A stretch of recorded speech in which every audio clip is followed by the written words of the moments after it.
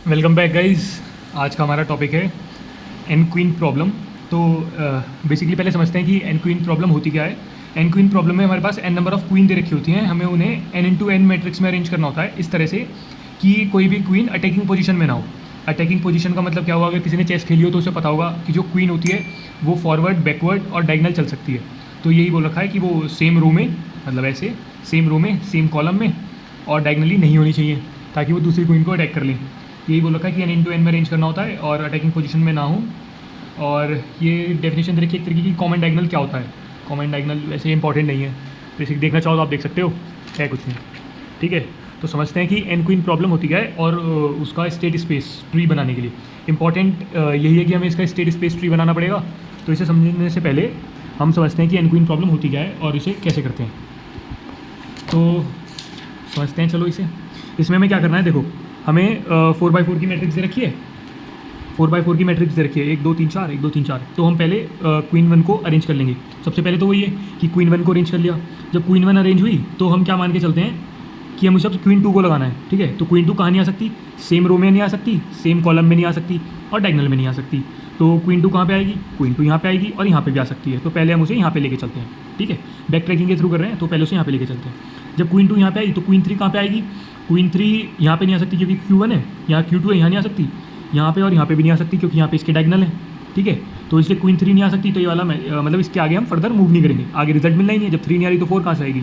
तो हम back track करेंगे Q2 पे कि Q2 को किसी और जगह रख के देखते हैं, अगर पॉसिबल है तो। पॉसिबल है, हाँ है, इस जगह रख सकते हैं। तो हमने Q2 को यहाँ पे रख दिया। भाई जब हमने Q2 को यहाँ पे रख दिया, अब बताओ Q3 कहाँ आ सकती है, यहाँ पे नहीं आ सकती क्योंकि ये है, इसके नीचे नहीं आ सकती, इसके इस डायगनल में नहीं आ सकती। ठीक है, लेकिन यहाँ पे आ सकती है कॉलम नंबर 2 में, तो कॉलम नंबर 2 में रख दिया। अब Q4 रखने की बात सोचें तो यहाँ पे आएगा, इन दोनों जगह डायगनल है, यहाँ नहीं आ सकती, यहाँ पे इसके डायगनल में भी नहीं आ सकती, मतलब इसके नीचे नहीं आ सकती। तो ये वाला आप भी मेथड आगे काम नहीं करेगा। तो फिर बैक ट्रैक करेंगे Q3 से Q2, Q2 से Q1। इसका मतलब हमको दिक्कत Q1 की पोजीशन में है, Q1 की पोजीशन चेंज करेंगे। Q1 की पोजीशन हमने चेंज करके यहाँ से यहाँ कर दी, स्टेप बाय स्टेप चलेंगे ना। तो हमने कॉलम 1 से कॉलम 2 में कर दी, कॉलम 2 में करी, फिर उसी जो हमने ऊपर करा था कि Q2 कहाँ पे रखें भाई, यहाँ पे नहीं आ सकता, इसका डायगनल है, यहाँ पे नहीं आ सकता, नीचे तो इसके आ ही नहीं सकता, यहाँ पे आ सकता है, यहाँ पे कर दिया कॉलम 4 में। कॉलम 4 में जब किया तो अब Q3 कहाँ पे डालें भाई, इसके नीचे नहीं आएगा Q1 के, Q2 के नीचे नहीं आएगा, कॉलम 3 में नहीं आएगा क्योंकि ये डायगनल है इसका, कॉलम 1 में आ सकता है, कॉलम 1 में डाल दिया। अब इसी तरह Q4 देखेंगे, Q4 Q1 के नीचे, Q2 के नीचे नहीं आ सकता, Q3 के नीचे नहीं आ सकता, यहाँ पे आ जाएगा ये। तो ये हमारा फाइनल आंसर। जब आपको एक बार आंसर मिल गया उसके बाद करने की ज़रूरत नहीं है, हो गया, डन। हाँ, क्या यही पॉसिबल सॉल्यूशन है? नहीं, एक पॉसिबल सॉल्यूशन इसका और होगा। वो पॉसिबल सॉल्यूशन इसका क्या होगा, जो आपका ये आया, एक आंसर आ गया ना, इसकी मिरर इमेज फाइंड कर लो। मिरर इमेज समझते हो ना, कि अगर इसे मिरर में देखें तो इसकी इमेज क्या होगी। तो जो ये Q यहाँ से यहाँ पे आ जाएगा, ये यहाँ से यहाँ जाएगा, ये यहाँ से यहाँ जाएगा, ये यहाँ पे यहाँ जाएगा। समझे? नहीं समझे? देखो ऐसे समझो, देखो ऐसे समझो, ये 4x4 की थी। ठीक है, कॉलम खराब है। अभी यहाँ पे इस तरह से देखना, इसका उल्टा क्या होगा, इस वाले कॉलम में थी यहाँ पे ऊपर तो नीचे आ जाएगा, यहाँ पे थी तो यहाँ पे आ जाएगा, यहाँ पे थी तो Q3 यहाँ पे, Q2 यहाँ पे, Q1 यहाँ पे, Q4 हमारा इस वाले कॉलम में था, वो यहाँ से आ जाएगा Q4। ठीक है, इस तरह से हो जाएगा, समझे? अब बस इसका स्टेट स्पेस ट्री देखते हैं। तो एक देखो समझ में आई चीज़ है, बाउंडिंग फंक्शन। बाउंडिंग फंक्शन क्या होता है कि not should be in same row, same column और डायगनल। ठीक है, अब आप देखो, हाँ हमें उसे भरना है, पहले कॉलम 1 में भरना है। ठीक है, कॉलम 1 में भरना है तो हम उसे कॉलम 1 में भरेंगे।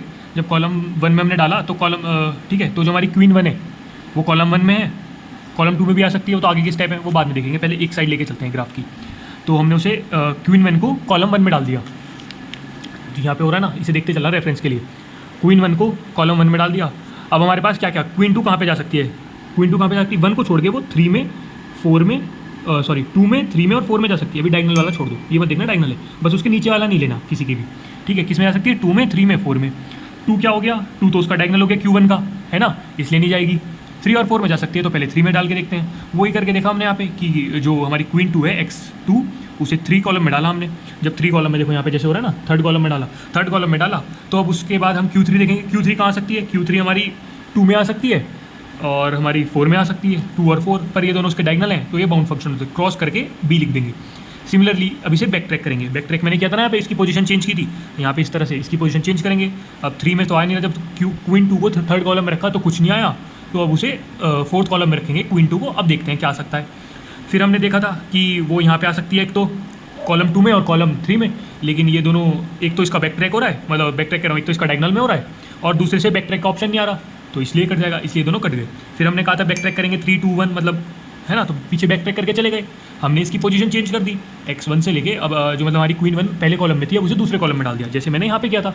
ठीक है, ये चीज़ दोबारा करेंगे, थोड़ा लंबा करके बना लो इसे ताकि सही से समझ में आ जाए। अब आपने क्या डाला, कहाँ कहाँ आ सकती है आपकी क्वीन 2, कहाँ आ सकती है क्वीन 2 आपकी फर्स्ट कॉलम में आ सकती है, थर्ड में आ सकती है और फोर्थ में आ सकती है, वही हमने यहाँ लिखा है, फर्स्ट थर्ड और फोर्थ। फर्स्ट और थर्ड में क्या दिक्कत है कि वो उसके डायगोनल में है, तो वो कट जाएगा, इसलिए हमने उसे काट के बाउंड फंक्शन लिख दिया। ठीक है, फोर्थ वाला देखते हैं, फोर्थ वाले में हमने क्वीन 2 को डाला, जब क्वीन 2 को फोर्थ में डाला तो अब क्वीन 3 की पोजीशन देखनी है हमें। ठीक है, क्वीन 3 कहाँ तक आ सकती है, x3 कहाँ कहाँ आ सकता है, x3 आ सकता है आपका 1 में और 3 में, नीचे तो आएगा नहीं। ठीक है, डायगोनल वाला भी कंसिडर नहीं करते क्योंकि उसे काट देंगे ना, तो कहाँ आ सकता है 1 में और 3 में, वही हमने यहाँ लिखा 1 में और 3 में। 3 उसका डायगोनल हो रहा है तो 3 को काट दिया, 1 में आ सकता है, 1 में अब हमने x4 डाला, x4 कहाँ आ सकता है ये चेक करेंगे, x4 सिर्फ थर्ड कॉलम में आ सकता है, तो हमने वो यहाँ पे लिख रखा है x4, तो ये आपका पाथ हो गया, कहाँ से 2 से फिर आपका ये आया 4 से फिर 1, फिर 1 से 3, ये मैं लिख रखा है कि क्वीन 1 को डालेंगे सेकंड कॉलम में, इसे डालेंगे फोर्थ में, क्वीन 2 को, क्वीन 3 को डालेंगे फर्स्ट में और इसे डालेंगे क्या बोलते हैं थर्ड में। समझ रहे हो, कॉलम अलग अलग होंगे सबके, ये रो है ना, कि x1 सेकंड कॉलम में, ये फिर उस कॉलम में, फोर्थ कॉलम में, फर्स्ट कॉलम में और थर्ड कॉलम में। इसका एल्गोरिथम देखना है तो कमेंट करो, अगली वीडियो में algorithm. Okay, thanks for watching.